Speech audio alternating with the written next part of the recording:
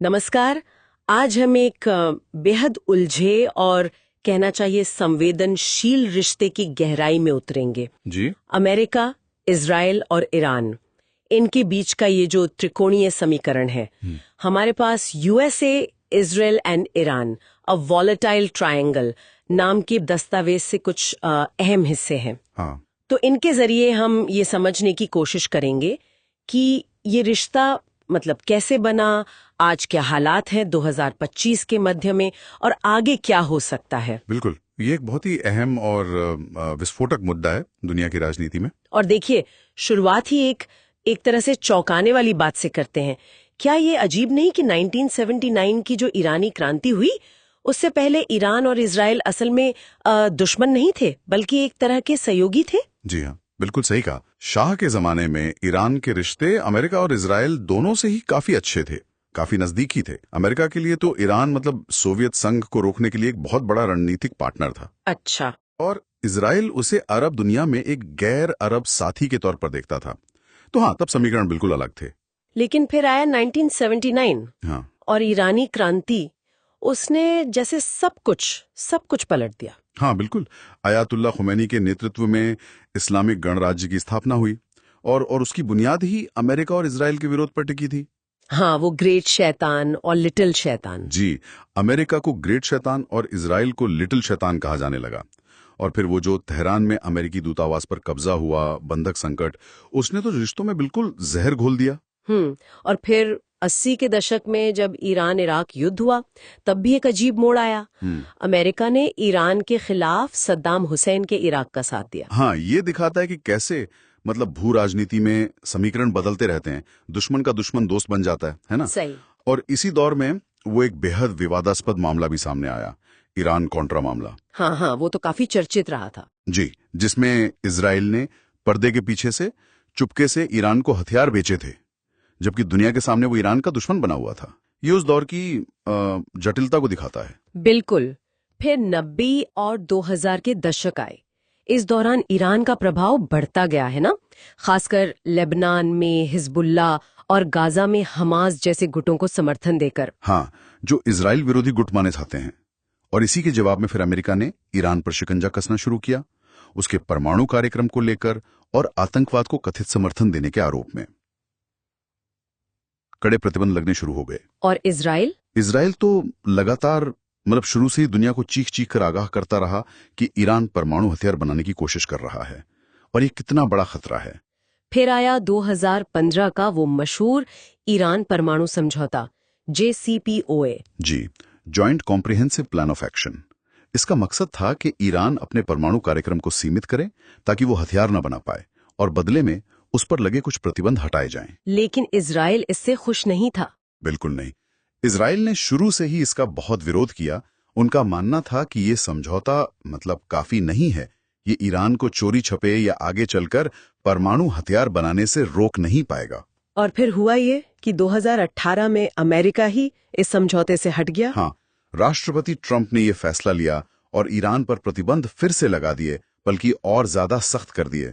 और फिर जनवरी 2020 में वो घटना हुई, ईरानी जनरल कासिम सुलेमानी की अमेरिकी ड्रोन हमले में मौत। जी। और उसके बाद ईरान के जवाबी मिसाइल हमले।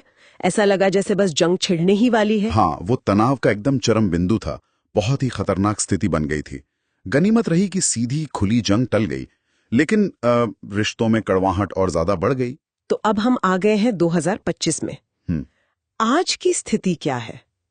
परमाणु समझौता तो खत्म है, अमेरिकी प्रतिबंध जारी हैं और सुनने में आ रहा है कि ईरान का परमाणु कार्यक्रम काफी आगे बढ़ चुका है। जी बिल्कुल, कई रिपोर्ट्स ये इशारा कर रही हैं कि ईरान अब परमाणु दहलीज के बहुत करीब है। ये परमाणु दहलीज, इसका ठीक मतलब क्या है?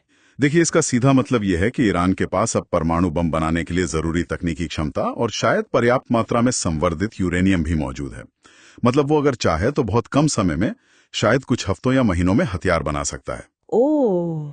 और यही बात इजराइल और अमेरिका के लिए सबसे बड़ी चिंता का सबब है। और इसी चिंता के बीच हम सुनते हैं कि इजराइल और ईरान के बीच एक छाया युद्ध या शैडो वॉर चल रहा है। ये सुनने में बड़ा रहस्यमय सा लगता है, ये है क्या असल में? हाँ, तो शैडो वॉर का मतलब है एक अप्रत्यक्ष लड़ाई। मतलब सीधी सैन्य भिड़ंत से बचते हुए दोनों देश एक दूसरे को चोट पहुंचाने की कोशिश कर रहे हैं। कैसे? गुप्त ऑपरेशनों के जरिए, जैसे साइबर हमले करना, ड्रोन अटैक करना, या फिर प्रॉक्सी गुटों का इस्तेमाल करना। प्रॉक्सी गुट मतलब अपने समर्थक हथियारबंद समूह, जैसे इजराइल पर आरोप लगते हैं कि वो ईरान के परमाणु ठिकानों पर साइबर हमले करता है या ईरानी वैज्ञानिकों की हत्याएं करवाता है। दूसरी तरफ ईरान पर आरोप है कि वो लेबनान में हिजबुल्लाह, यमन में हूथी या इराक और सीरिया में मिलिशिया गुटों के जरिए इजरायली या अमेरिकी ठिकानों पर हमले करवाता है। अच्छा, तो ये एक तरह की लुका छिपी वाली लड़ाई है जो लगातार चल रही है। बिल्कुल, कम तीव्रता वाली लेकिन लगातार चलने वाली लड़ाई, जो दिखती नहीं पर हो रही है। और इस सब में अमेरिका कहाँ खड़ा है? उसका क्या रुख है? अमेरिका का इजराइल को समर्थन बहुत मजबूत है। सैन्य मदद, खुफिया जानकारी साझा करना, कूटनीतिक समर्थन, ये सब जारी है। और साथ ही वो ईरान पर आर्थिक दबाव बनाए हुए हैं, प्रतिबंधों के जरिए। और क्षेत्र में तनाव कैसा है? तनाव तो बहुत ज्यादा है। हम देखते हैं कि ईरान समर्थक गुट कभी अमेरिकी ठिकानों पर हमला कर देते हैं, कभी इजरायली जहाजों को निशाना बनाते हैं, और जवाब में इजराइल भी सीरिया जैसे देशों में, जहां ईरान अपनी पैंठ बढ़ाने की कोशिश कर रहा है, वहां हवाई हमले करता रहता है। तो माहौल काफी गर्म है। तो आगे क्या? भविष्य में क्या हो सकता है? सबसे ज्यादा संभावना किस बात की है? देखिए, सबसे संभावित परिदृश्य तो यही लगता है कि ये जो शैडो वॉर और प्रॉक्सी संघर्ष चल रहा है, ये शायद ऐसे ही चलता रहेगा। क्यों?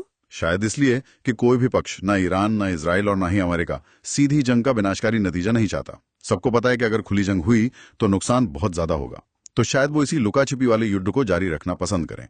तनाव बना रहेगा, छोटी मोटी झड़पें होती रहेंगी, लेकिन पूरी जंग शायद ना हो। लेकिन क्या पूरी जंग का खतरा है ही नहीं, या है? खतरा तो बिल्कुल है। ये एक उच्च जोखिम वाला लेकिन संभावित परिदृश्य है, खासकर अगर ईरान वाकई परमाणु हथियार बनाने की वो दहलीज पार कर लेता है, या फिर अगर इजराइल को ये पक्का यकीन हो जाए कि ईरान बस बनाने ही वाला है। तो क्या होगा? तो हो सकता है कि इजराइल एक बड़ा निवारक हमला कर दे ईरान के परमाणु ठिकानों पर, और अगर ऐसा हुआ तो फिर अमेरिका भी इस जंग में खिंच सकता है, और तब ये एक बहुत बड़े क्षेत्रीय युद्ध में बदल सकता है, जिसके नतीजे पूरी दुनिया पर होंगे। बिल्कुल, खासकर वैश्विक अर्थव्यवस्था पर।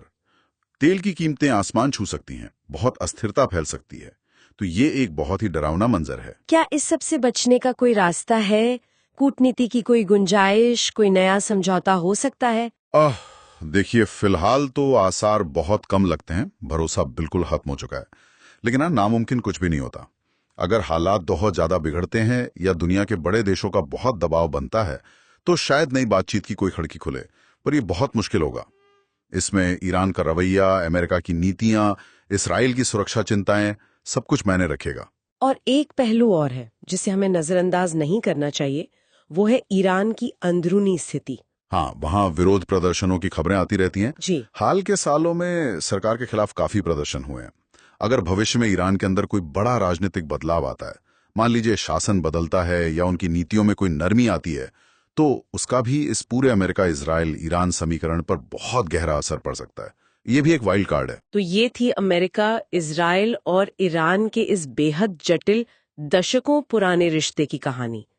कैसे एक वक्त के सहयोगी आज एक दूसरे के जानी दुश्मन बन गए हैं, और ये दुश्मनी अब एक खतरनाक परमाणु मोड़ पर खड़ी है, जहां ये शैडो वॉर एक हकीकत बन चुका है। बिल्कुल, सहयोग से शुरू होकर गहरे विरोध और अब एक अप्रत्यक्ष लेकिन लगातार चलने वाले संघर्ष तक का सफर। तो श्रोताओं के लिए एक सवाल छोड़ जाते हैं सोचने को।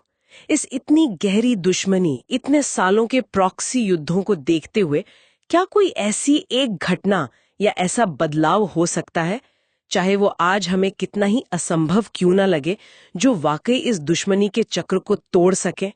पूरी शांति शायद ना हो, पर कम से कम तनाव को असल में कम करने का कोई रास्ता खोल सके। इस पर जरूर सोचिएगा।